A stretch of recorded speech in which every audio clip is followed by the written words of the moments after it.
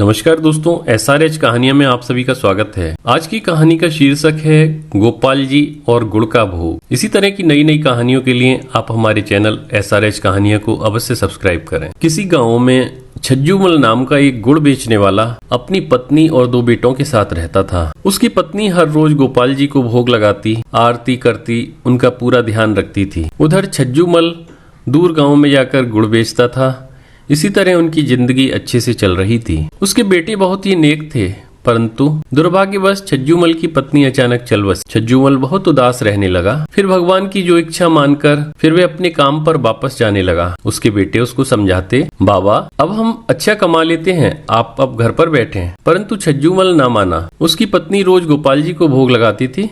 उसको तो भोग लगाना आता नहीं था, परंतु अब थोड़ा सा गुड़ ठाकुर जी के आगे रख देता। ठाकुर जी तो ठहरे मीठे के शौकीन, उनको तो गुड़ खाने का चस्का लग गया। अब रोज काम पर जाने से पहले गोपाल जी को थोड़ा सा गुड़ का भोग लगा देता था। एक दिन दोनों बेटे बोले, बाबा घर की मरम्मत करवानी है तो थोड़ा सा सामान इधर उधर करना पड़ेगा। बाबा बोले ठीक है। तो उन्होंने गोपाल जी को भी अलमारी में भूलवश रख दिया। घर का काम शुरू हो गया, पर गोपाल जी को अब गुड़ का भोग न लगता। छज्जूमल अब रोज की तरह गांव में गुड़ बेचने गया। रास्ते में थोड़ा सा विश्राम करने के लिए एक वृक्ष के नीचे बैठ गया। ठंडी ठंडी हवा चल रही थी। तभी छज्जूमल की आंख लग गई। तभी उसे लगा कि कोई उसे उठा रहा है और कह रहा है, बाबा आज गुड़ नहीं दोगे? छज्जूमल ने 1-2 बार तो अनसुना कर दिया। उसे लगा कि कोई सपना है, पर जब उसे कोई लगातार हिलाता जा रहा था और बोल रहा था, अचानक वह उठा और देखता है कि 6-7 साल का बालक उसे कह रहा है कि बाबा आज गुड़ नहीं दोगे। छज्जूमल मन में सोचने लगा कि मैंने तो इस बालक को कभी गुड़ ना दिया। फिर उसने सोचा कि गांव में ही किसी का बच्चा होगा। छज्जूमल ने कहा,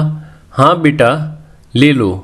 तो उसे थोड़ा सा गुड़ दे दिया। गुड़ लेकर वह बालक गुड़ को मुंह में डालकर आहा आहा मीठा मीठा कहकर वहां से भाग गया। अब तो रोज ही वे बालक छज्जूमल को मिलता, उससे गुड़ लेता और नाचता गाता मीठा मीठा कहकर भाग जाता। छज्जूमल भी बच्चा समझकर उसको रोज गुड़ दे देता। अब घर का काम पूरा हो गया तो उस दिन घर में हवन पूजन रखा गया। छज्जूमल अब गुड़ बेचने ना गया, परंतु वह बालक तो अपने समय पर उस जगह पहुंच गया। अब छज्जूमल वहां ना आया। बालक ने तो घर जाकर मैया की जान खा ली और ताता थैया मचाने लगा।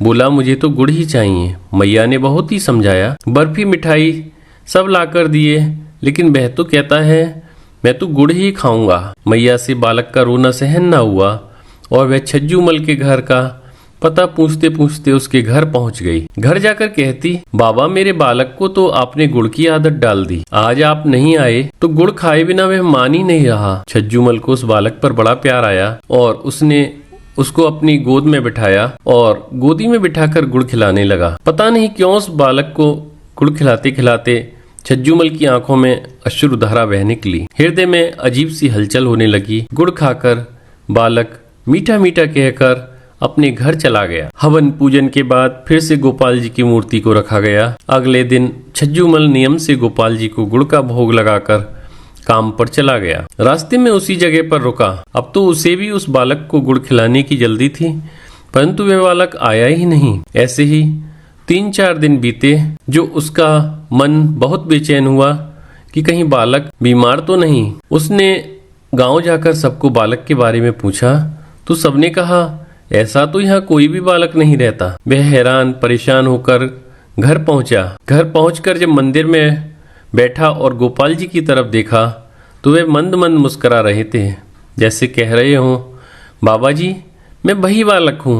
छज्जूमल का माथा ठनका कि वह सोचने लगा कि यह तो साक्षात गोपाल जी मुझसे गुड़ खाने आते थे। वह कहने लगे, हे गोपाल जी धन्य हो आप। गोपाल जी की ओर देखकर उसकी आंखों में अश्रुधारा बहने लगी। दोस्तों इसी तरह की और कहानियों के लिए आप हमारे YouTube चैनल SRH कहानियाँ सब्सक्राइब करें। वीडियो देखने के लिए आप सभी को बहुत बहुत धन्यवाद।